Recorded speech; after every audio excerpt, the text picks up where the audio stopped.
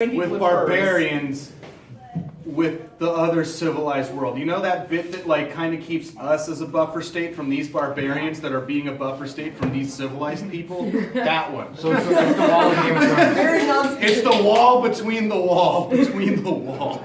Exactly. So, basically, what happened at Rostov was that in the 1570s, the local peasants had an argument with the local burghers who...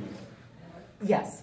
So burghers are weird in Poland because if you're in a city, the burghers are about evenly split between Jews and Christians, and they actually got along pretty well in cities in that there are reports that they were not killing each other, which is good. And there are also reports that there are actually probably romances between burghers and Jews, and that's good, and that's very unusual for Europe at this time. And so the burghers and the Jews are very sort of close in some ways and also not in others, because they're sometimes business competitors. But yeah, so the peasants get into argument with the burghers, who are Jews and Christians, but all of them Polish, which is really the reason this happened. And so the peasants go, I'm going to call my friend the Cossack, because the burghers are ultimately more powerful. And so the Cossacks show up in the city, and there's several thousand of them. And the burghers, being Polish, go and say, can we have a bunch of hussars come? And a bunch of hussars arrive. And then there's basically a giant riot war inside the city, and most of the city is destroyed, at least most of the peasant quarter is destroyed, leaving everything burned. And it's funny because I have a book. None of the places of business are hurt, but exactly. The population center itself is gone. Exactly. And so it's funny because I have a book of Polish history, which talks a lot about the Jews because they're important. I'm not gonna lie, they totally are to Poland. And it's funny because there's a section about the riot of Rostov, and it's just like they have a list of they have a thing that a monk wrote. It's just like everything that was destroyed. It's just like, and so these streets were burned down and everyone died, and 400 people were killed here, and the public gardens were trampled by a hussar charge. And just like, we're really way too calm about this, because it actually happened way too much in the Ukraine because of peasants, and also because of Anyways, so at some point there was right after the end of the 30 Years' War in 1648, there was a thing known as the Khmelnytsky Uprising, and that was horrible in every single possible way. Everything that could go wrong went wrong. Exactly. And basically what happened was that basically a traitor, a person who had formerly been a mercenary under the Polish army, rebelled. His name was Bogdan Khmelnytsky, and he swept out of the east and basically just destroyed everything in his path. He eventually did die, but you have stories of things. Well, eventually, I mean, no one lives forever. No, but he died in battle eventually with the Polish. But so basically, unfortunately, because the Polish Empire was so thinly spread there, and there were no strongholds, they just swept through and destroyed everything. And the only people who got away were those in, for instance, in Kiev, the Ukrainians outnumbered the Poles, so they just went and opened the gates for the Cossacks and let them to murder every single Polish person in the walls.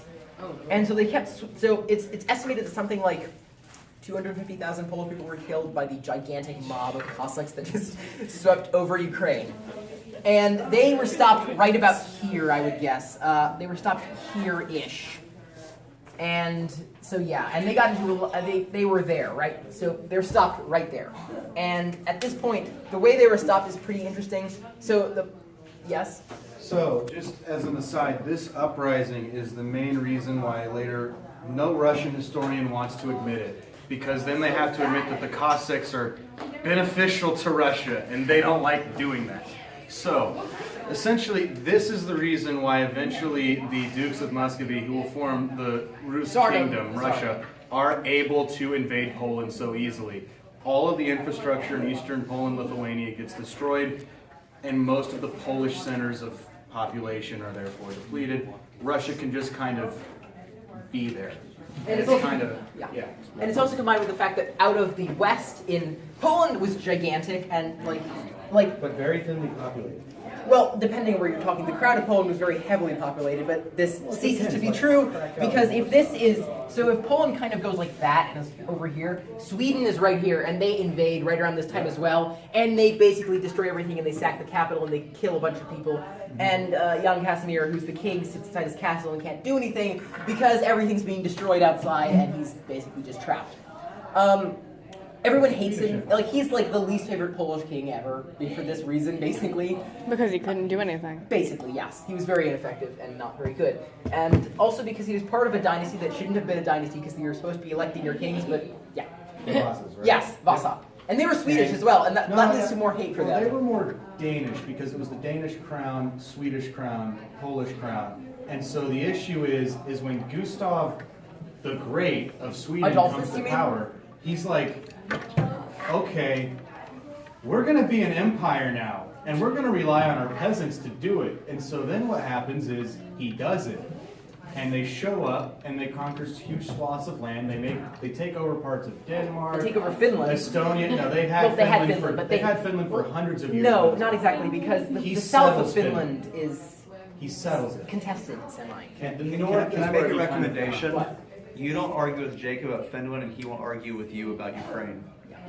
I know more about Finnish history than probably anyone in this school because Yeah. I translate primary documents. You want to go? Yeah.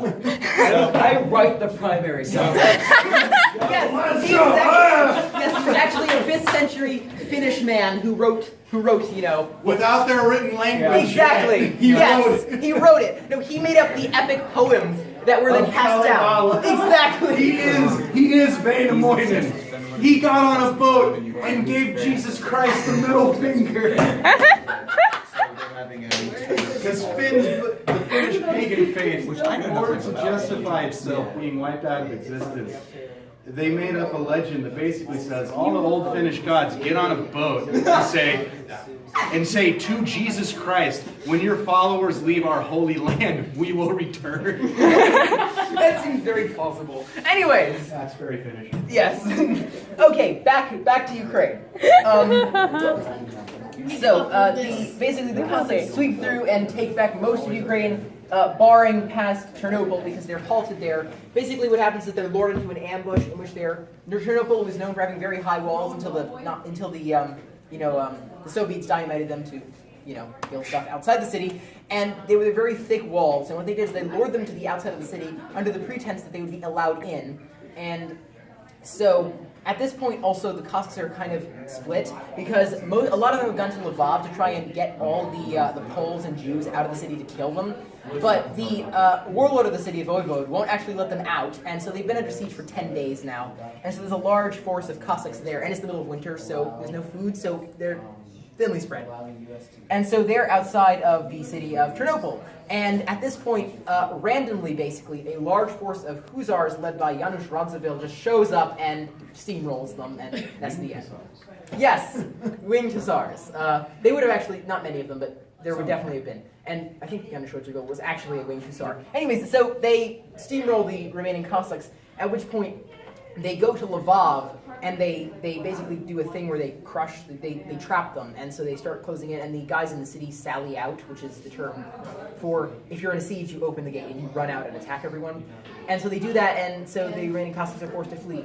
Bogdan Khmelnytsky is eventually captured, and I think drawn and quartered, and his son takes over as Ataman of the Ottoman. His name is Yuri. Get used to him, he's important. So at this point, despite the fact that they've lost their leader, the Cossacks still have control of this big area here, and so they retain control of that for a while until Peter the Great, and this is where Cossack history goes downhill forever because Peter the Great is amazing. This is where the Russians go, oh, that didn't happen. Peter was just that good. No, he wasn't. There was a lot of luck. Yes, so I'm going to draw Peter the Great roughly for you. Make sure he's 20 feet tall. Yes. Here's, we give him a nice fluffy cravat and, No beard. He hates beards. No, he loved mustaches though. He had one. He had one, yes. And He only had one believed mustache? He was Danish for some reason. Oh, yes. He lived in Denmark for 10 years. There! Behold, Peter the Great of Russia. I don't draw very well in marker. Anyways, that's not what he actually looks like. He's much more epic in his actual paintings.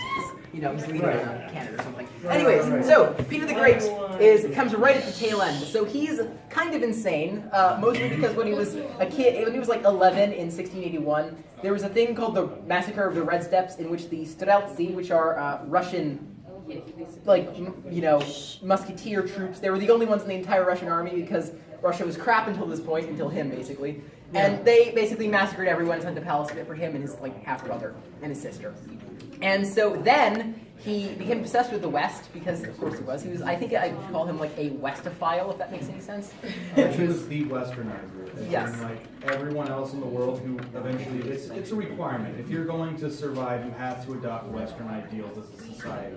Because by this point, the West has come up with the idea of Not necessarily pure humanism as we're going to know it, but it's the idea that the man basis. conquers all. Yes, the and basis. you need that in a society. Right. So, Peter the Great is obsessed with the German quarter in Moscow, which is the only place that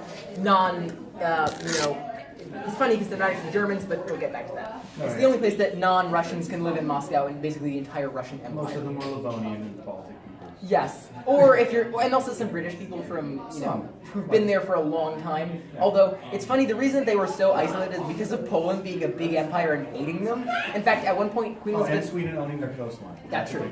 And that too. But I love that, that's in the book, it's like, and, Queen Elizabeth tries to trade with the Russians first.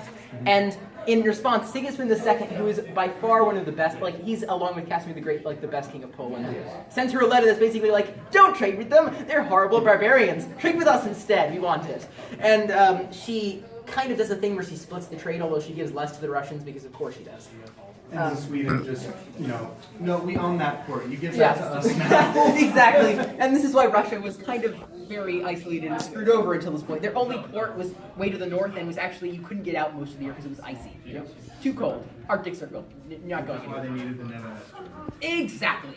Okay, so at this point, Peter also goes on a grand embassy, which is basically embassy in this case means a diplomatic tour / picking up every possible Western thing in existence from the West. He went undercover. Yes, as a carpenter, because no one And a knew it. shipwright, and a cannoneer, and And no one knew engineer. it was coming. Of course they did. Yeah, No. He was not fooling anyone. He was 7 feet tall, spoke with a thick Russian accent, and barely spoke German. So it's like, Yeah, he was actually 7 feet tall, which is unusual for the period because most people were pretty short. But yeah, he was. 7, I think, was the average height for a Yes, peasant. and he's 7 foot. It was. And he was, 6'11". He's just this giant monstrosity of a man.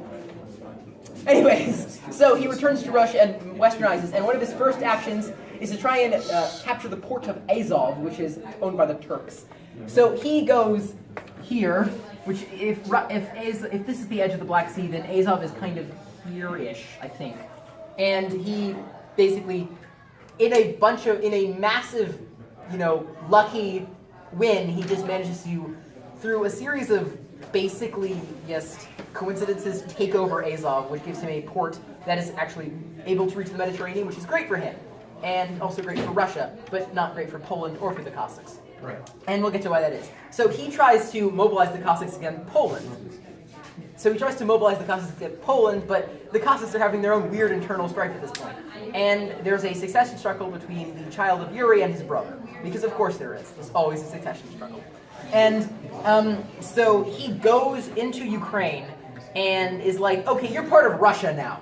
He just says that basically, and he takes over Ukraine, and so Russia is now this as well. And Poland is shrinking like crazy because, Sweden is sweeping in from the west, and so now it's landlocked, and this is terrible and awful, and they've lost their only port Danzig to, Prussia, and it's terrible for them. It's utterly terrible. They're vassal by that point, might I add. Yes. Although, they literally, it's funny because, they get betrayed by them, but... No, they get betrayed by them, and then the Brandenburgers help betray them, and then Brandenburg becomes Prussia, so Prussia's split. Oh, But, God. there's that History straight in this region of the Poland that world. they want. Yeah, the Polish history is so weird and complicated. I love it. And we'll be talking about Polish dress later. Anyways, so... Finnish history gets weird. Yes. So he's like, okay, Cossacks, you're going to work for me now. And so then there's a group of Cossacks that are just like, we're going to rebel now because we don't like you and we want to be independent again later. And so this is where Cossack history really goes downhill. So there are a few Cossack fortresses. I don't know exactly where they all are. I don't know the location of the Sech,